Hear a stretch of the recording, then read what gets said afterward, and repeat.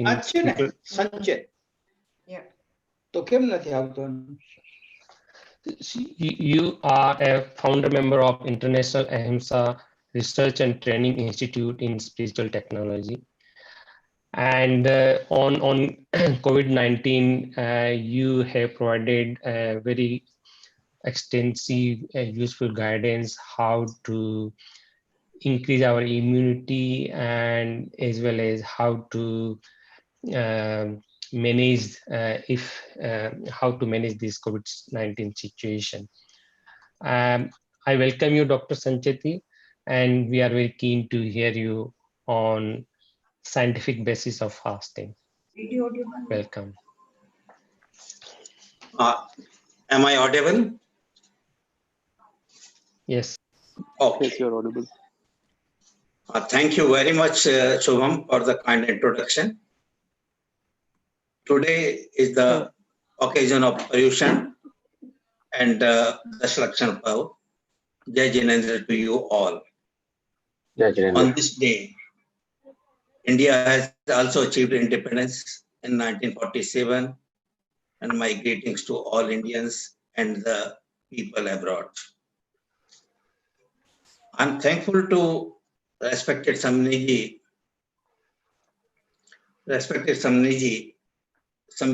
Pratibha Pragyaji and Samniji Swan Pragyaji for permitting me to present before you my talk on the fasting, an important topic. I'm also thankful to JVP London and institutions, their members and the office bearers. It's a pious occasion and it's worth that we talk on the fasting. Though my talk is on the fast, but still I got a menu card for you, which reads as introducing and defining the fasting, something about the Jain fasting, speciality of the Jain fastings, what are the physiological changes in the body with the fasting, what are the benefits and caution while we do the fasting. Pardon? Our findings on the BMIRC project. Short, I will be telling you about other dietary practices other than the fasting. And before concluding and going for question and answer, I will request your inputs as well. I hope this menu will suffice your satiety. Food, as we know, is an essential part of our existence. But mind you, the word in the bracket, it is misused. Unlike the nature, which has given us the food for the health, for the living, and for the basic necessity, we have used it for our satiety, our trashna. There are three related terms: starvation, dieting, and the fasting. Let me explain you in the brief about each one of them. Starvation is forced reduction of food intake, non-availability due to poverty, extreme famine, and many more reasons. It's not a voluntary one. Contrast, dieting is a voluntary reduction for health gains. That's the most important point. It's a voluntary reduction for health gains. And the fasting, the topic of the today, is defined as reducing the fasting eating window and enlarging the fasting window. That is basic aim or the purpose of the fasting. Increasing the fasting window and reducing the eating window. It's a voluntary, a denial of the food or caloric items for the reasons health, religion, and spiritual gains. And lately, political events or the dissent has also been expressed with the fasting. It's not a new thing. Prehistoric period, we were very well aware about the fasting. Human being was very well aware. And the fasting was being practiced for one or other reasons. Greek physician Hippocrates, Ayurvedic medicine, and many more, they used the fasting as a mean of improving our health. Almost all religions, minus one or two, all have practiced or advocated religion to achieve the higher goal or the salvation. We are aware that all our 24 Tirthankars, they achieved salvation following prolonged fast and meditation. So much is the importance. Till 1900, it was mainly religious and the spiritual approach to the fasting. But its importance in the physical health, improvement in physical health, have started coming since the beginning of this 19th century. The first scientific study was carried out in 1935, where in experimental rats, if they were starved or they were fed less calorie diet, their lifestyle or their longevity that got increased. Thus, the science of calorie restriction or the CRS come into existence. Since then, there are plenty of papers, but majority of them are on the Ramzan fasting, most studied in the scientific literature. Unfortunately, on the Jain fasting, there is none. I'll be talking this point later on. Before I go further, big question two. Do we need fasting? It's a man-made or it's a nature? Perhaps not nature. It's animals do fast when they are ill. They are under stress. They are in hibernation. They are moving from one colony to the another colony or one area to another. They do restrict their intake and many times they do fast. Thus the fasting is not a new thing to us. But what we have been blessed with the indiscriminate eating and thus the problem of the overweight and the faulty nutrition. The other regions which I have selected to be discussed today are the spiritual. That's the main point in the Jain fasting. It brings the community together, particularly in the Payushan period. When we do all together, there is a community feeling, there is a sense of belonging. And during this period, because of the fasting, we have got more time for our spiritual activities. Further, we have developed empathy for the people who are, the spiritual needs are much more important than the health in the religion and even in the otherwise also. But see where are we now? Perception of the food. What have been taught to us in the childhood or in the adult period? The food has been a measure of the affection, dissent, displeasure, and the protest. A child will always refuse the food if his demands are not fulfilled. If you come to your house after the 10 days or 15 days outside, your mother will always say, "Beta, tum dule ho gaye. You have not been fed enough in the outside." Even protest also has been with this one and the affections. So we have been trained from the beginning. I do not know whether it's correct or not, but we have been trained to take food as an expression of the affection, love. Even our adults also, they contribute, but children are quite now healthy homemade food, they are getting averse.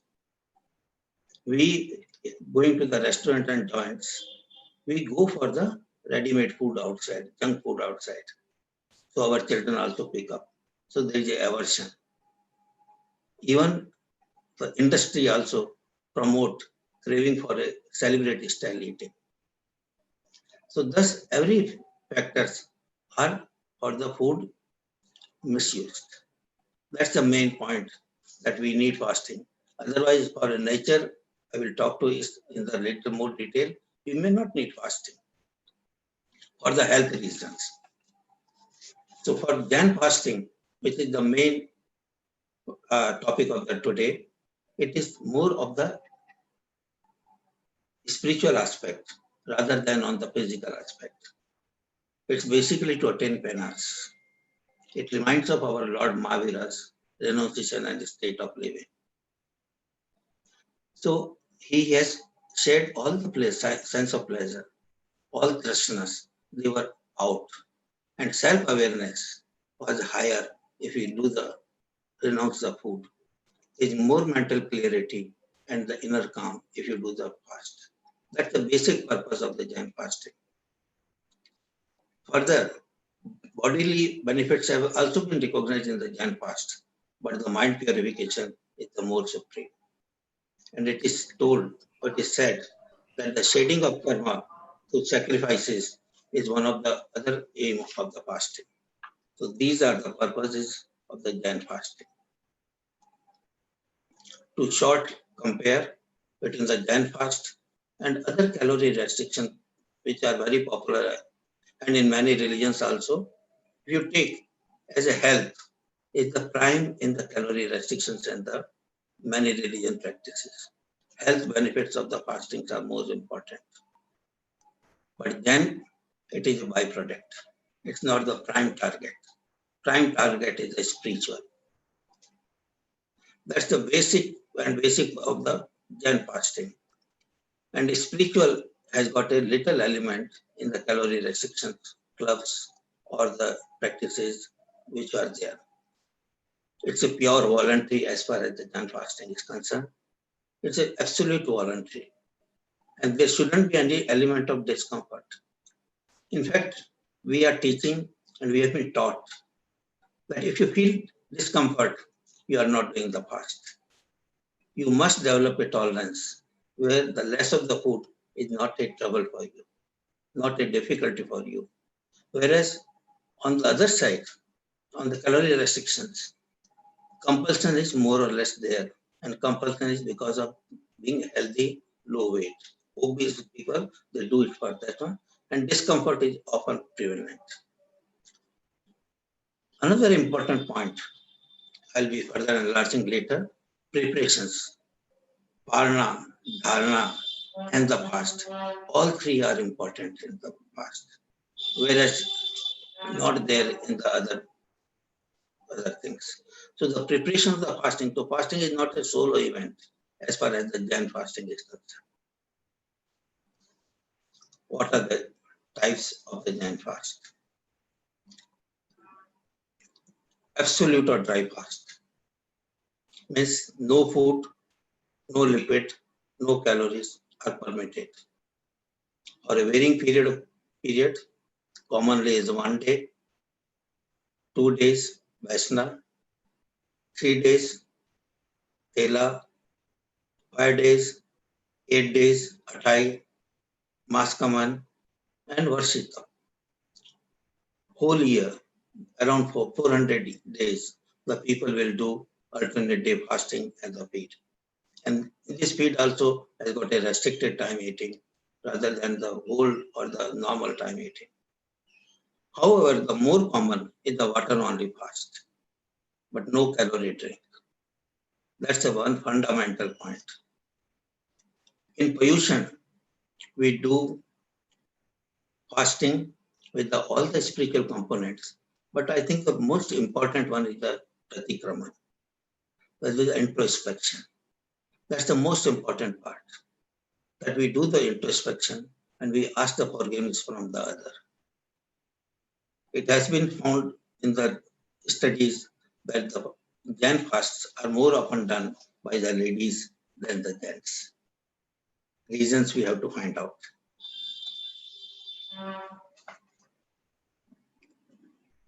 The three elements of the Jain fast, dharana, upvas, or the parna.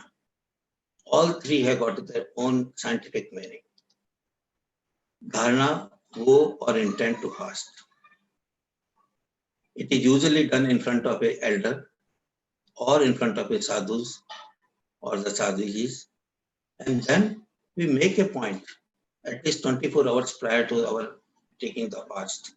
And the person who is asking us to be blessed with the fast usually justify or see that we are fit to do that one. And during this period, we go for gradual reduction in the diet and not the abrupt that today evening I have taken a complete meal and tomorrow morning I am on the fast. No. Second is upvas. The fasting is very important and only pure water maximum is permitted.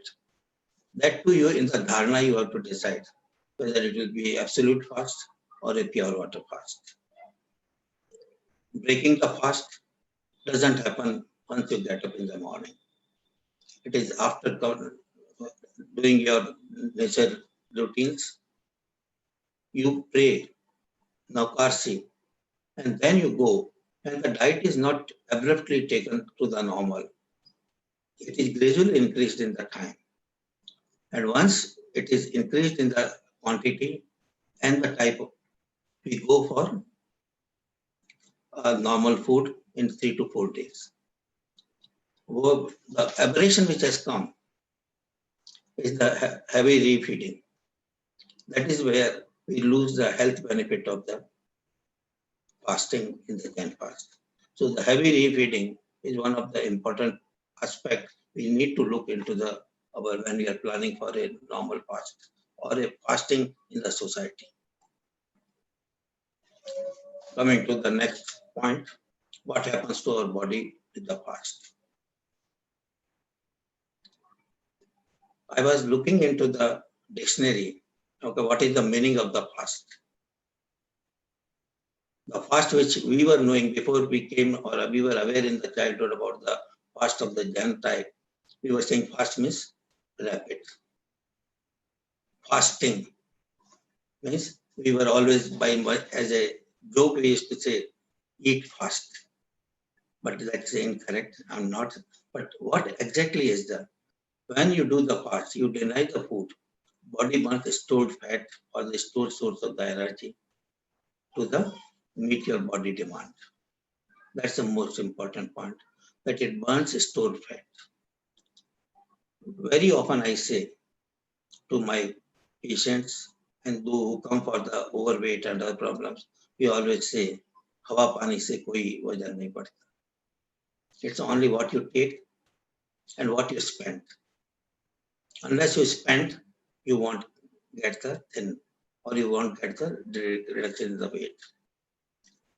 So your body fat is more than sufficient to meet your demands. And if you look into this one, even very thin people can survive for more than 40 days without food. Thus, it's very important that we decide that when we do the fast for health purpose, there will be discomfort, there will be hunger, but that's not the answer.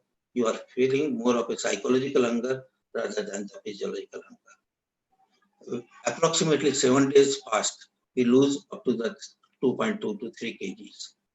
And this loss is more in obese. First 3 days, the loss is because of the diminished water intake. So you should not be very happy if the next day of the fast, you are shown that you have lost 1.5 kg. More than 1.5 kg is there, that is the main body weight. But 1.5 to 2 kgs are lost because you have not taken enough water and you continue to pass urine. So first 24 to 36 hours, loss is more because of the loss of water, not because of the loss of fat or the calories. An important point we must consider,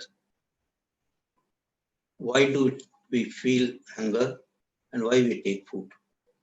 Before we get, why do we abstain from it? Hunger signals come because we need calories from the catabolism in the body. The body burns the tissue and there is a demand for the more fuel. Like your body has come in the reserve, your car has come in the reserve, you fill it up. So similarly, the hunger signals go to the brain and there the brain sends those signals and ask you or suggest you to have the food. These are usually come from the stomach, but aberrance is there. So now we are more concerned or more carried away with the visual cues and the taste cues. They are more, so even when our stomach is full, our satiety is not there, our hunger is not there, our requirement is not there, we do consume the food. So the visual and taste cue need to be controlled. Whereas the normal cues, which are there, which are analyzed at the hypothalamus level in the brain, are from the distended abdomen. They say now stop. Another point is that the distension of the abdomen reaching to the brain takes some time. Unfortunately, we eat very fast. So the time it carries to the brain, we are already distended, more than distended. But if you eat slowly, then you will find that the signals reaches later in the meal point, not the early. You just make a small experiment that you have the half food, break it or into another, like an interval we call in the movie. Make an interval, talk to somebody on the phone, or you do some job and come back. You'll find that you're already full. The half meal is also more than enough for you. Thus, slow eating and giving a pause may do sometimes that trick. People do recommend that we go for a glass of water before the meals, but that's not the correct one because it dilutes the gastric juices and your digestions are hampered in that way. The body changes which comes with the fasting is not the single event. It comes in the phases. The first 6 to 8 hours, whatever was there in your stomach or the intestine, the last meal plus 6 to 8 hours, it still remains in the intestine. Thus, that is more than sufficient to feed you in the normal way. It's after 8 hours or 6 hours that your body starts craving for the food. So first 6 hours, it is the stomach and the intestine which comes to our health. Next 24 hours to 36 hours, liver produces the new glucose from a chemical known as glycogen. Glycogen breaks down, so muscles and the liver are big storage for the glycogen in the body. And it supplies the glucose. Mind you, glucose is the most essential substance for brain and for the muscles. Brain cannot survive without glucose for a few minutes. And after that, it has to have the calories or it will die down. After we have consumed the glycogen storages, or the glycogen storages are at the peril of sustaining, they are at the peril, the body fat comes into our rescue. The fat is there. Indians are more at the truncal obesity, and the Westerns or the Europeans, they are more on the arm and the limbs obesities. So truncal obesity is one of our disadvantages. Perhaps insulin is the one of the reason that we are, and our inactivity is the another reason. So the body fat comes into our fat is converted into the ketones. Some is converted into the glycerol, and then it is converted to the glucose. So the ketones, after 48 hours, ketone comes into the blood. It comes into the urine. So when the people are doing fasting, the health people, the healthcare workers, when they examine you, they look for the urine ketones, whether you were doing the fasting or not, or you are going into a critical stage or not. So the ketones are there. Now these ketones, they can be consumed by the brain also as a source of energy and to the many other tissues, but they are not very efficient as glucose is. So the next, once the fat comes down, we have got the muscles and the other protein sources in the body. And they are taken into as a source of the fuel. During this period, chances are that our activity will also be reduced because during the fast, we are not supposed to. I'll be taking this point further alerting later. That activities are to be reduced and the body requirement also comes down. But so proteins, so first is the carbohydrate, fat, and the proteins. And what is the aim of this exercise by the body? Aim is to preserve the vital organs.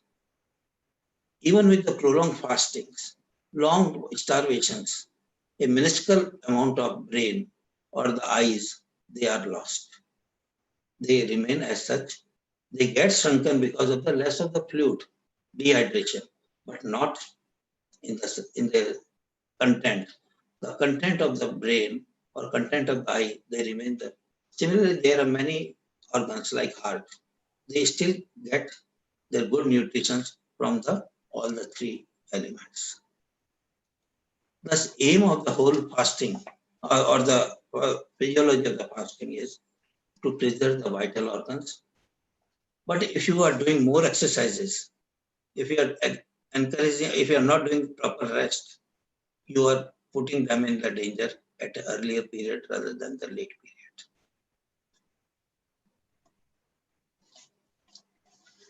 It will be unfair to talk about the food fasting without talking of the gut. Gut health is one of the most immediate improvement with the fasting. It is the largest and bulkiest organ, digestive organ in the body. And when we do the fasting, it gives a break to these organs from the hard work of digestion. Thus, basic rest or the first rest is gone to the gut. It significantly improves.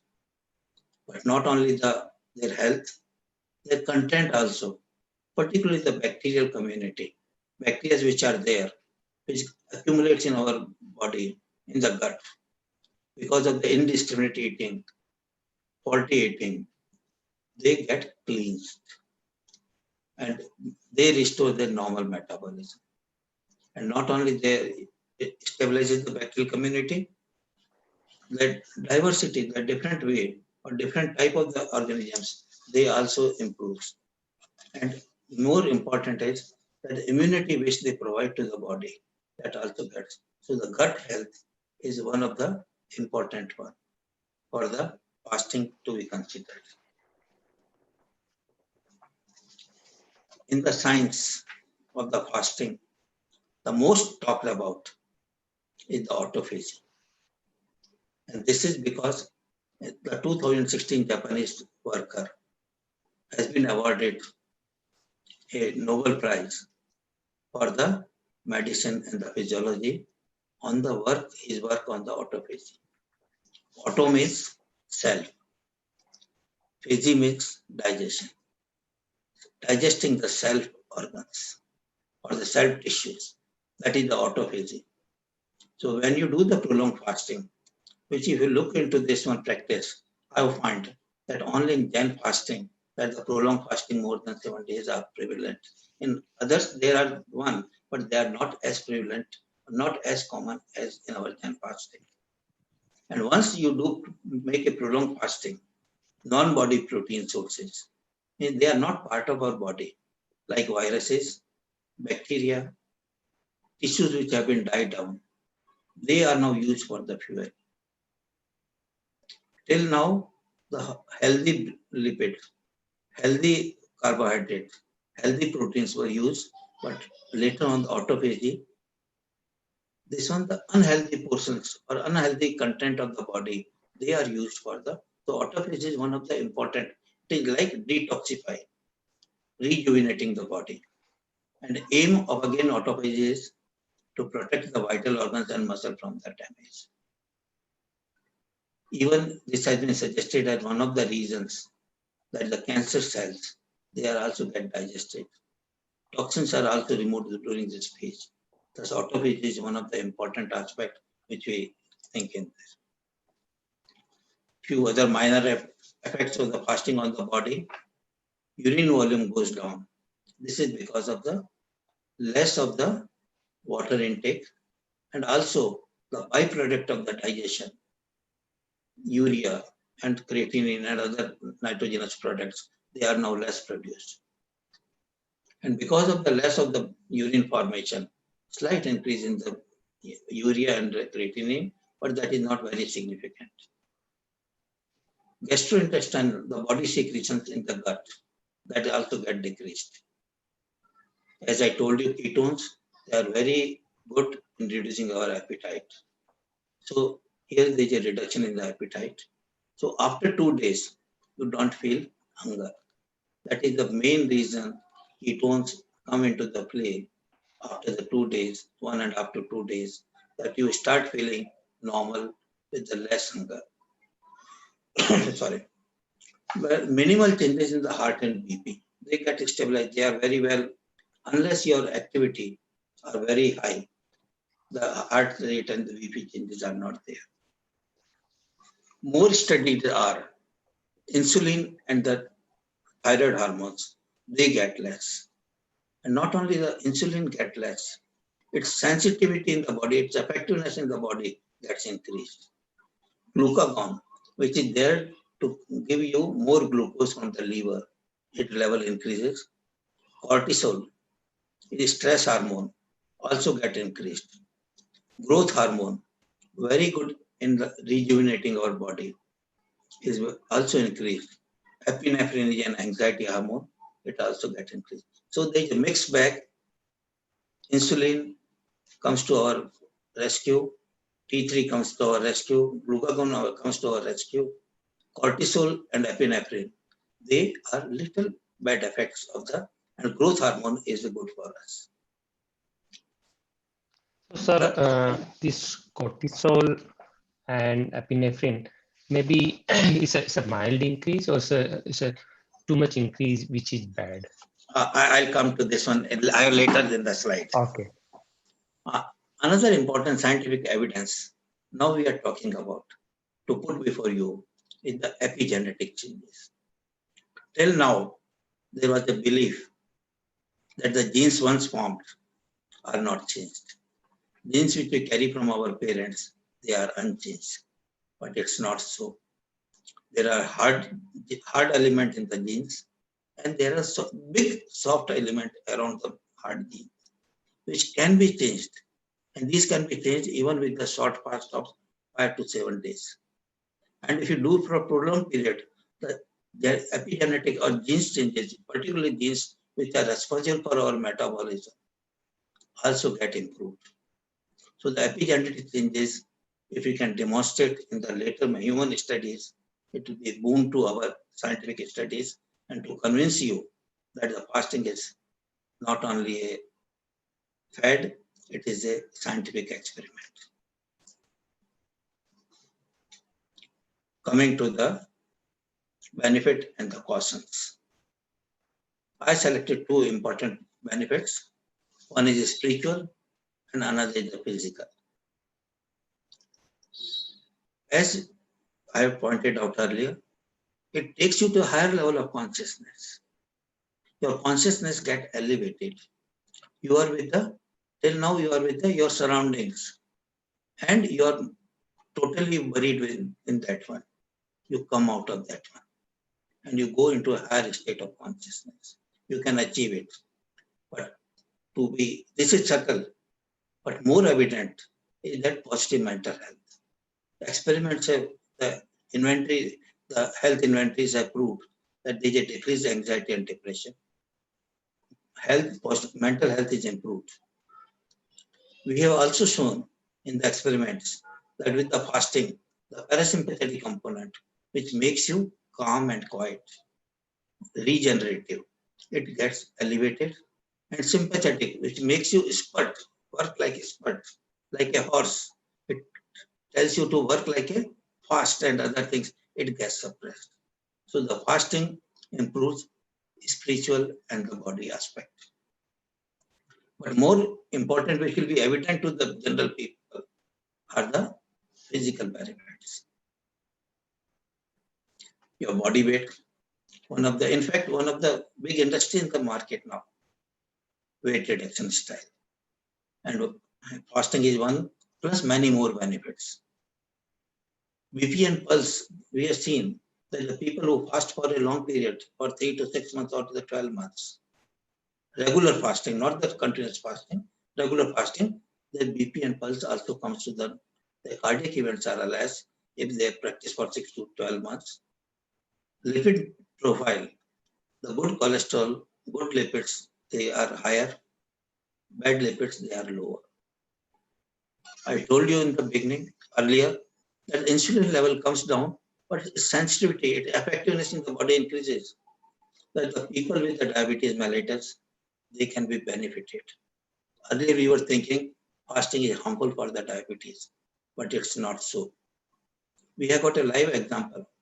Munishni Professor Mahendra Kumarji, 10 years diabetic, 82 years. He did intermittent fasting starting from 4 hours to 46 hours. And within 3 to 6 months, he was off insulin and there was a marked rejuvenation in his body. We have experienced, we have seen it. So diabetes mellitus is one of the hardcore evidence. Another is the cancer. There are many examples right now in the UK also, in India also, people who have fasted, they have either got rid of cancer or their symptoms have come down. There is a reduction in oxidative stress and inflammation. So many inflammatory diseases like rheumatoid arthritis, ulcerative colitis, bronchial asthma, they also get them.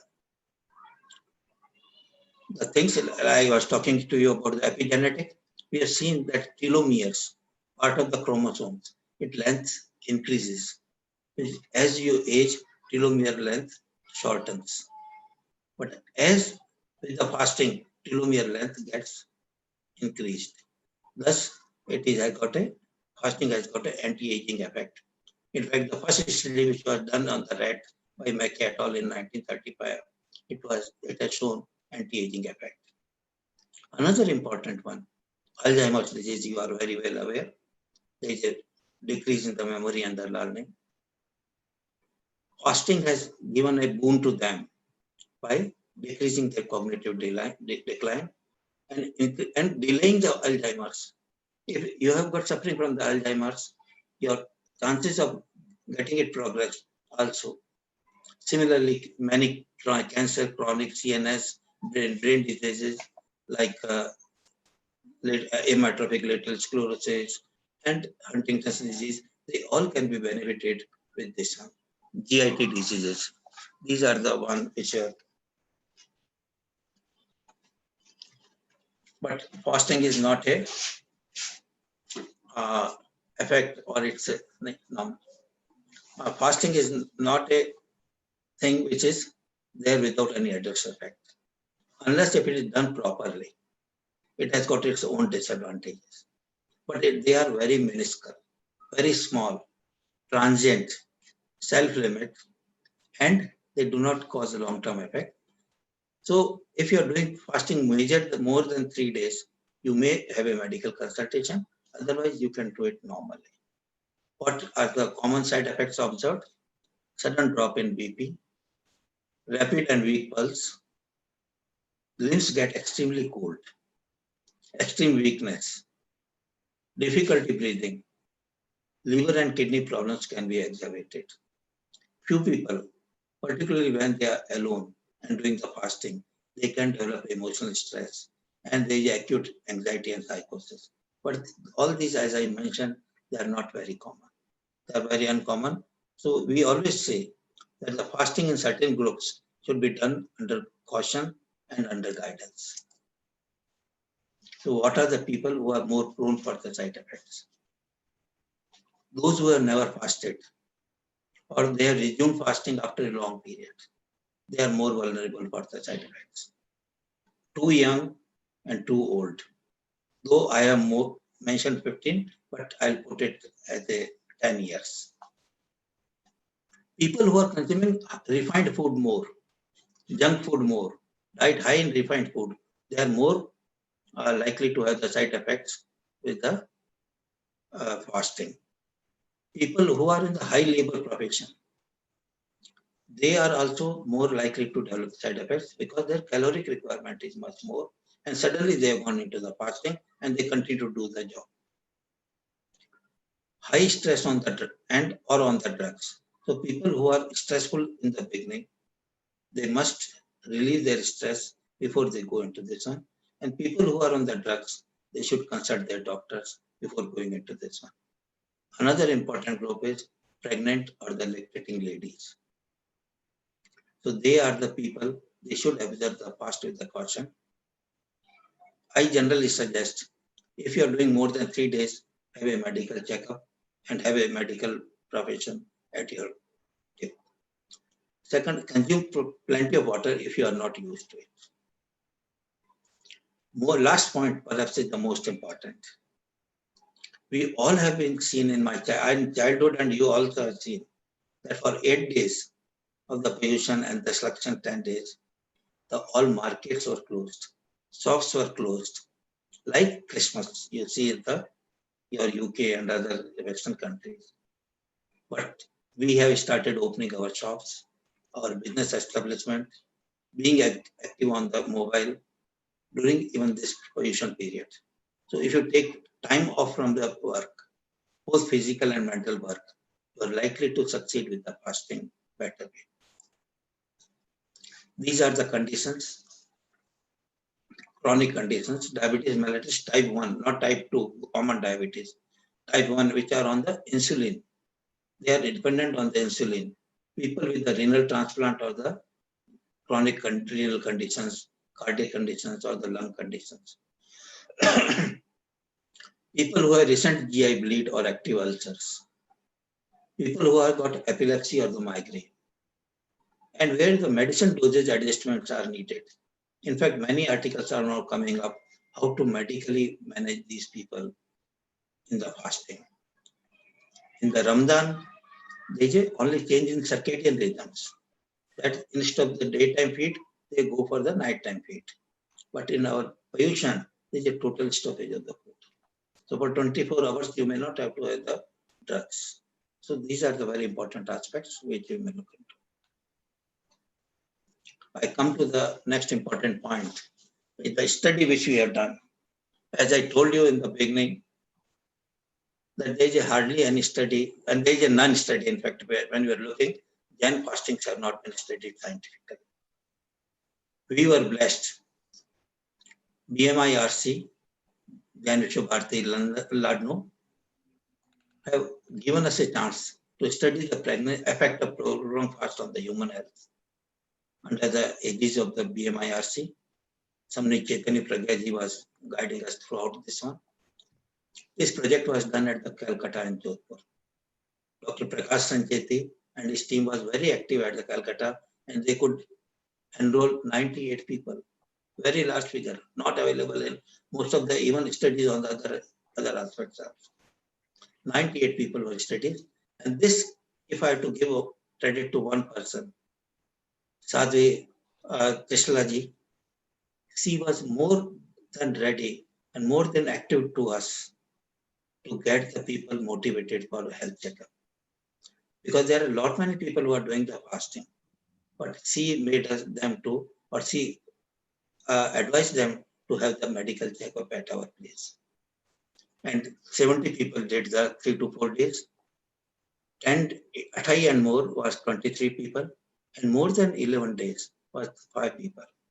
And what we studied was height, weight, calculated their body mass index, body fat distribution was analyzed, pulse and BP. Blood was analyzed for the hemoglobin, sugar, urea, creatinine, lipid profile, protein and Ag, and cortisol. I'll come to this point. Now, these were done at the beginning of the fast and at the end of the fast. And both were compared. And what were our results? We found that the systolic and diastolic BP was less, but there was no change in the pulse. We could demonstrate a systolic and diastolic BP change.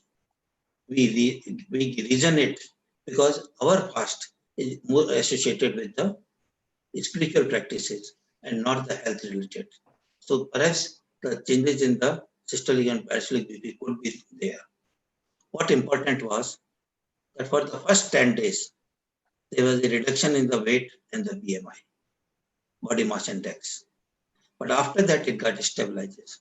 What physiology also says, compared to almost same, that initial loss is there because of the body tissues and the fluid. And later on, the body evolves its own energy sources. We call it autophagy and other things. There are few people who asked how people can go without food and water. There are stray examples that for months together, for years together, we are yet to answer what was the energy source in them. Perhaps autophagy is one, but not everything. Blood sugar, surprisingly, it was higher for the first 10 days. We searched into the literature. Blood sugar will be higher because now the body has got no stored supply, no reserve supply. So it has to have the more in the blood. So that any emergency comes, it has to have that was the physiological change. So, but this was not a very big blood sugar high, 10 days, and stabilized it later on. What I suggested earlier, good lipid increased and the bad lipids come down. Only the triglyceride, which is the immediate source of fat for the sugar, it increased for initial 10 to 15 days and then it comes down. Coming to the serum cortisol, it increased from 10.51 average to 31 microgram. So there was a threefold increase, and this increase was more as the people fasted for a long period. This is a stress hormone to convert your body into the caloric requirement. So the cortisol is one of the important. So everything with the cholesterol is not bad. Nature has given us the cortisol for the good thing also. But like excess of everything is bad. So cortisol when in excess, epinephrine when in excess is bad. So cortisol we could study, but epinephrine we have not studied. So what are our lessons in this BMIRC project? We have published a landmark paper, the first of its kind in the literature in the January 2020. And we have thought that it's a preliminary study. We have not done everything. And we can do the advanced studies, provided we have got a good team and good follow-up. What we have found out, once motivated by the Sadhvijis, they were very eager and inquisitive about their health benefits. They were very eager to know what are the benefits which have come to them and what which are not come. Researchers, they need high motivation because this is a dry subject. It is not supported by any pharma or the industry. And dedications are needed. What we thought our main limitation, though we have got good points also, our limitations are that we have not studied post-fasting state. That after 8 days, suppose after 8 days we have studied, but what happened to them at 15 days, 1 month, 3 months, 6 months, and so on and so forth. Have they come back to normal or are the benefits sustained? So that was one of our big lacunae. Second, quantum of spiritual activity was not monitored. We have not inquired how much they were involved in the samai or the physical activity and emotional activity or the business activities. A short word about the other dietary practices. It's worth talking about the circadian rhythm. Nature has given us a 24-hour cycle. Whether geographic, biologic, everywhere the 24-hour cycle is there. The whole day, there is one. And our digestion is best in the morning up to 11 a.m. After that, it slowly comes down. And it governs all our body processes. So, but what we have done, that unlike following the nature's principle, unlike the principles which are followed by the animals, we are devised our own meanings like artificial light, curtains. We have converted the day into the night and night into the day. So the circadian rhythm have been changed and we have gone into the indiscriminate eating. We are not eating when we need it. We are eating when we feel like. And because of this indiscriminate eating, there is an increased insulin and glucagon. However, this insulin doesn't come to our rescue because it loses its effectiveness. Body doesn't respond to this insulin as well. And that's one of the reasons that the Indians are more prone for diabetes. And second, circadian disruption, prime factor for the more obesity. And it is a truncal obesity. Obesity around your lower abdomen and the thighs are much more prevalent in our country than the some other practices. Sorry to interrupt. Basically, we want to give audience 10-15 minutes for question and answer as well. I'll be just finishing in 5 minutes. Yes. 5 minutes. Other dietary practices are avoid night meals in commensurate with the time restricted feed. What is currently popular is 8 hours fasting, 16 hours, 4 hours, go up to the 4 hours and 20 hours, not fasting. Sorry. Or 1 meal a day, what do we call it, Ekashna. Vegetarian diet, caloric restriction, ras parityagi is another one. Favorite foods are to be omitted and limiting number of food items in the day. These are some of the research potentials. We have to do the literature review. Fasting as a model of total health. We have to study the feeding pattern in the animal and in the human being.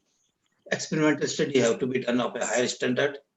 And we must study the physical and mental health effect, cognitions and the disease. What more important is long-term effect of the fasting must be studied. To conclude, fasting is a pious process. It's not a health related. It's a very pious and its sanctity must be maintained. Scientifically proven way, as I told you, Parna and Dharna are very equally important in the fast. Where I find the most deficiency is that we are accustomed to the business planning, mobiles, even during the fast also. Another which one is a refeeding syndrome. Very well known in this one, particularly in the Ramadan, they have found out the refeeding is much more harmful than so the refeeding is one of the important. You must stabilize or synchronize your feed with the circadian pattern. And last important point is fasting should be a lifestyle pattern and not an sporadic event. Thank you very much. Dr. Sanchetee, I'm Sunil here. Thank you so much. It was fantastic talk, and you have covered a lot about different dimensions of fasting. And definitely, I want to add one thing that in Western world, lately now in last 2-3 years, intermittent fasting has taken a kind of like fashion, and a lot of scientific work is going on as well. So, yeah. Intermittent fasting. So one thing, sir, yeah. Intermittent fasting is one of the accepted in our Jain principles also. What we are doing is basically intermittent fasting also. So, sir, my question, yeah. Even in the Hindu tradition also, like doing it on the Somvar Ekashna or on any particular day of the week or on the particular day of the month, Ekadashi, like that one. It's a very common, and but they have given a big name to. Yes. Yeah.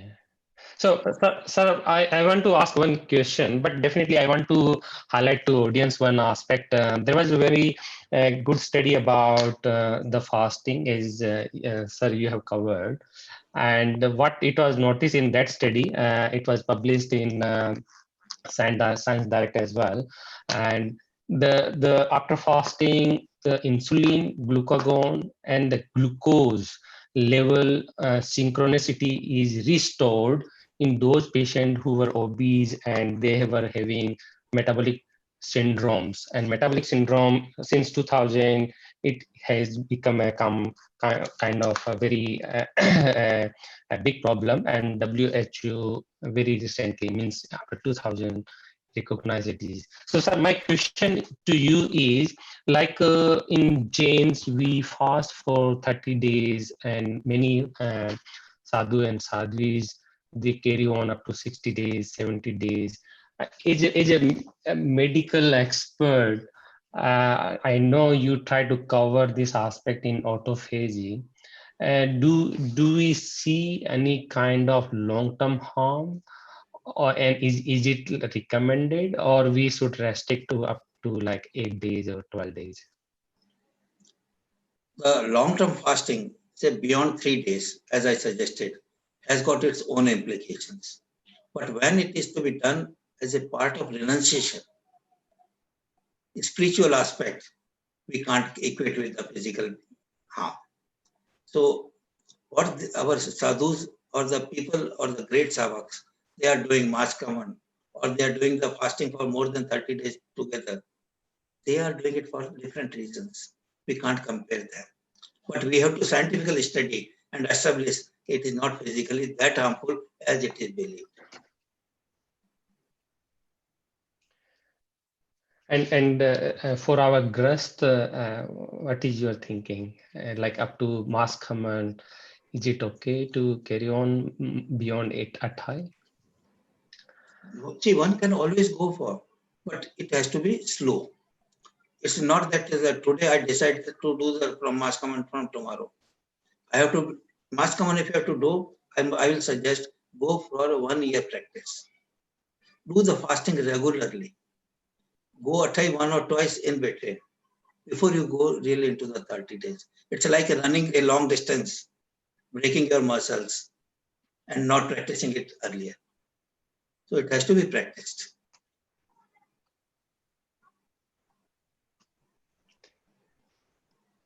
Any more questions from audience? Can I do one comment, Sunil? Yes, please. Yes. Yeah.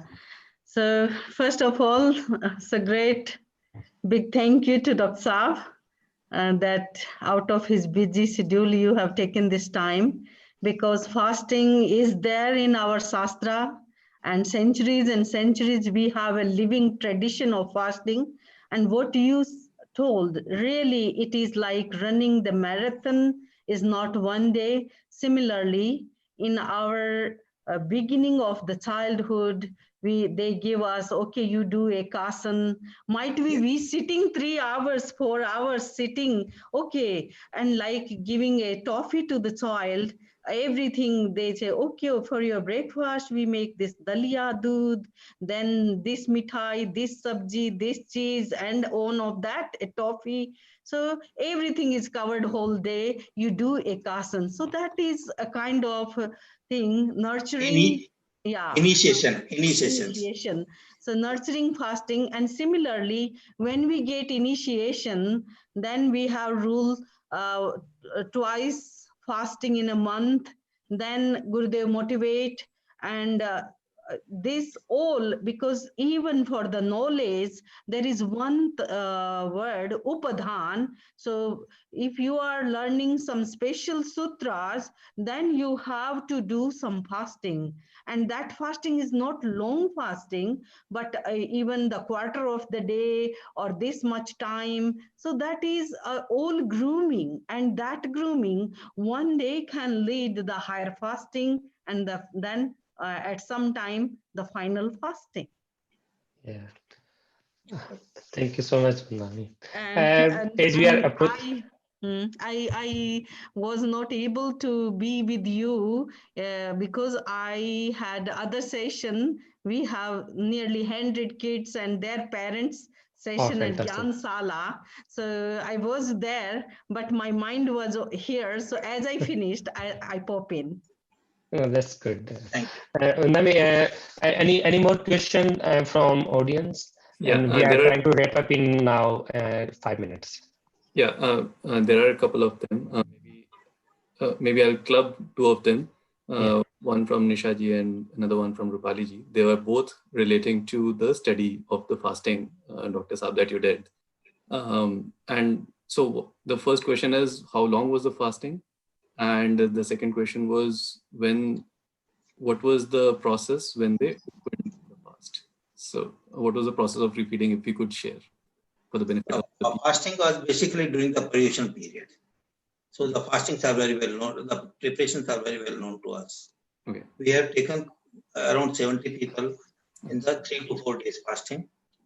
5 persons with the more than 11 days, and rest were at high and more. So these are the duration of the fastings. And as I suggested at the beginning, at the end of the fast, they were evaluated. Great. And one more question, if I may take, was pretty medical in.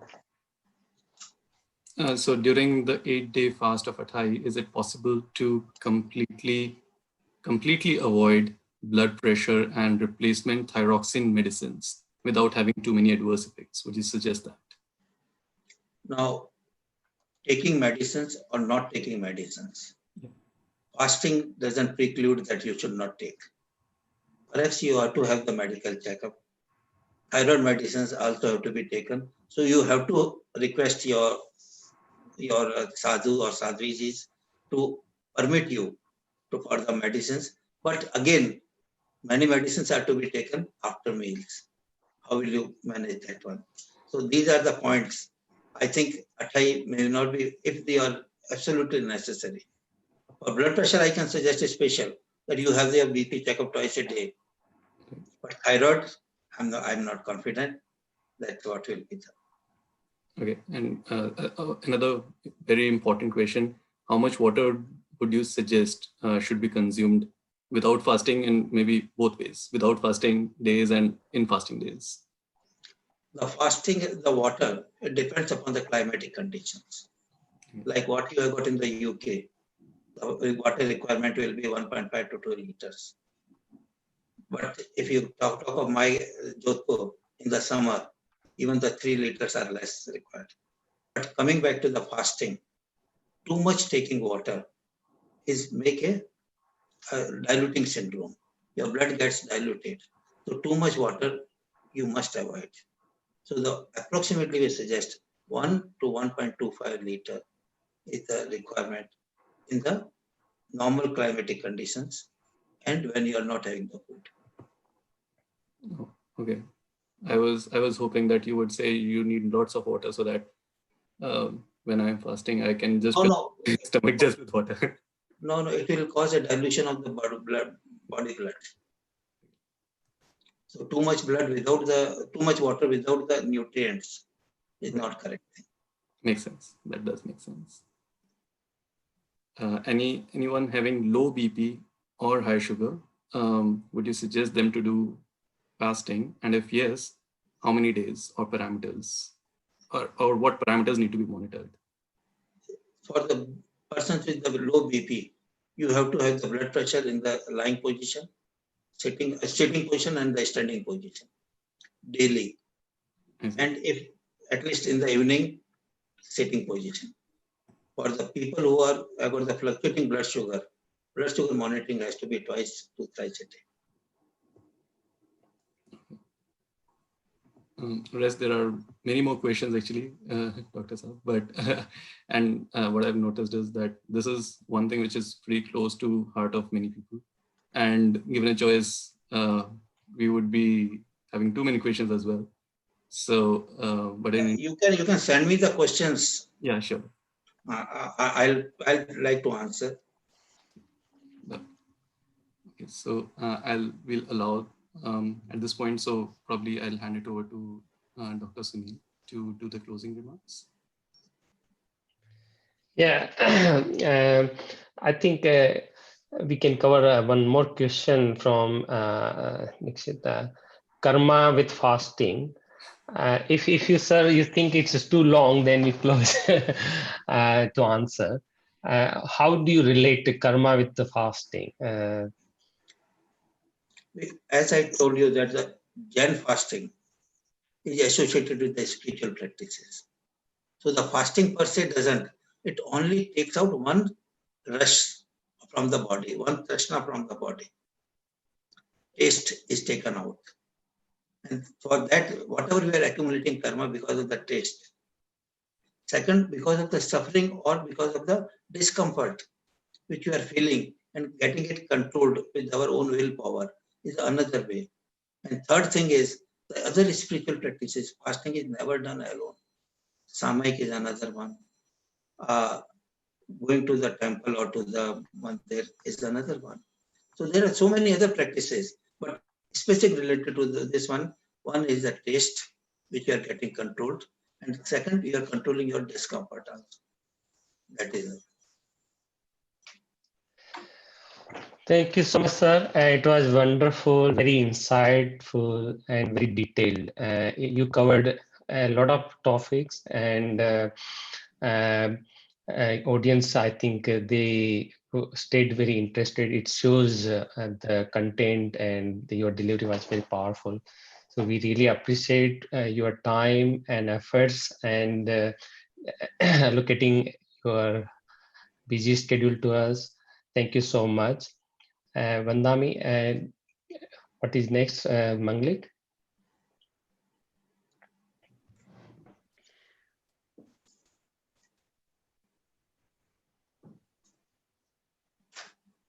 ओम अरहम।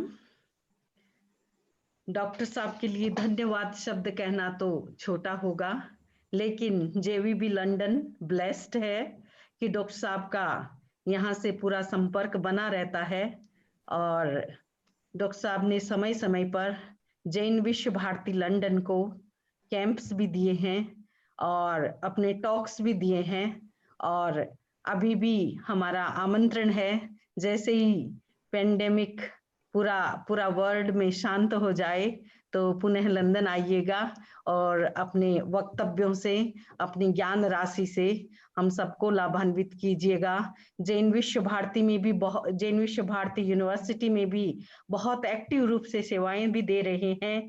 साथ में मुनिश्री महेंद्र कुमार जी के सानिध्य में जो research project चल रहे हैं उसमें भी डॉक्टर साहब का पूरा सहयोग है, और मूल रूप से वो साइंटिफिक रूप से सारा कैरिड आउट डॉक्टर साहब के द्वारा हो रहा है। हमारे कई समणी जी के भी आप पीएचडी के सुपरवाइजर रहे हैं, तो हमारे लिए उस दृष्टि से गुरु स्थानीय भी हो जाते हैं।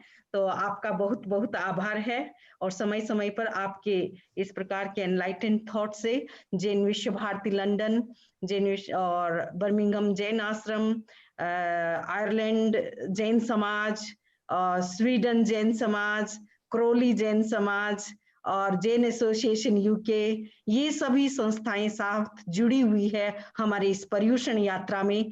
तो ये एक साइंटिफिक लेक्चर अपने आप में आइस ऑन द केक था, तो इसके लिए हमारा बहुत बहुत आभार, और पुनर्आगमन के लिए और आपकी ज्ञान राशि के लिए समय समय पर हमारा मार्गदर्शन कीजिएगा। अब आपको पुनः बहुत बहुत साधुवाद। और मंगल पाठ। जुड़े हुए हाथ, आंखें कोमलता से बंद, संकल्प करें पूरा दिन मंगलमय, शांतिमय, आनंदमय रहे। नमो अरहंताणम, नमो सिद्धाणम, नमो आयर्याणम, नमो उवज्झायाणम, नमो लोये सब्ब साहूनम। एसो पंच नमोकारो सब्ब पावपनाशनो, मंगलाणम च सब्वेसिं पढ़मं हवै मंगलम। चत्तारि मंगलम अरहंता मंगलम, सिद्धा मंगलम, साहु मंगलम, केवली पन्नतो धम्मो मंगलम। चत्तारि लोगुत्तमा, अरहंता लोगुत्तमा, सिद्धा लोगुत्तमा, साहु लोगुत्तमा, केवली पन्नतो धम्मो लोगुत्तमो। चत्तारि शरणं पवज्जामि, अरहन्ते शरणं पवज्जामि, सिद्धे शरणं पवज्जामि, साहु शरणं पवज्जामि, केवल पन्नतं धम्मं शरणं पवज्जामि। विघ्न हरणे मंगल करणे, स्वाम भिक्षुनो नाम। गुण ओलख सुमिरण किया, करे अचिंत्या काम, अंगूठे अमृत बसे लाब्धि तना भंडार, श्री गुरु गौतम समरिये वांछित फलदातार, सिद्ध साधु प्रणमी करी ऋषभादिक 24, स्तवना करूं प्रमोद धरी, जय जस कर जगदीश, जय जश कर जगदीश। ओम आत्मा। शाम का प्रतिक्रमण समणी स्वर्ण प्रज्ञा जी के द्वारा हिंदी का प्रतिक्रमण होगा और मेरा प्रतिक्रमण इंग्लिश में हो रहा है। तो जो भी भाई बहन बच्चे जो भी हैं पूरी जागरूकता के साथ 7 बजे ठीक ज्वाइन कर लें और दिन दिन से अपना सारा कार्यक्रम संपन्न कर लें, ताकि आप सबको बहुत शांति से, बहुत ही इंट्रोस्पेक्शन के साथ प्रतिक्रमण की यात्रा हो और हम उसमें स्वतः महसूस करें कि हम बाइंड आउट हुए हैं, हमारे जो भी नेगेटिविटी है वो भी रिलीज हो रही है, mind and body and speech is getting ready for final purification and forgiveness. तो सभी तैयार हो जाएंगे, एक दूसरे को जगाएंगे और खुद जागेंगे, और जो भी फ्रेंड्स आपको नहीं दिखाई दिए हैं उन सबको भी जरा मैसेज कर देंगे, तो आपके अकाउंट में धर्म दलाली की मनी आ जाएगी। Very nicely put. Oh, We've madam. got a very good lineup of programs for the rest of the day. Vandami Naman Swami. Vandami Naman Swami. Very nicely put. We've got Pratikraman at 7 o'clock, then masterclass on purification at 8 o'clock, and finally Paryushan Bhavna at 8:30. Everyone to please come and join us for those sessions. और आज की यात्रा महाविदेय क्षेत्र की यात्रा है और महाविदेय क्षेत्र एयरवेज हमारे बैक में लग चुका है, तो आप देरी नहीं कीजिएगा, सब टाइम पे रेडी हो जाइएगा। महाविदेय क्षेत्र सिमंदर स्वामी के दर्शन करने हैं। Thank you, Vandami Vandami Naman Swami. Swami.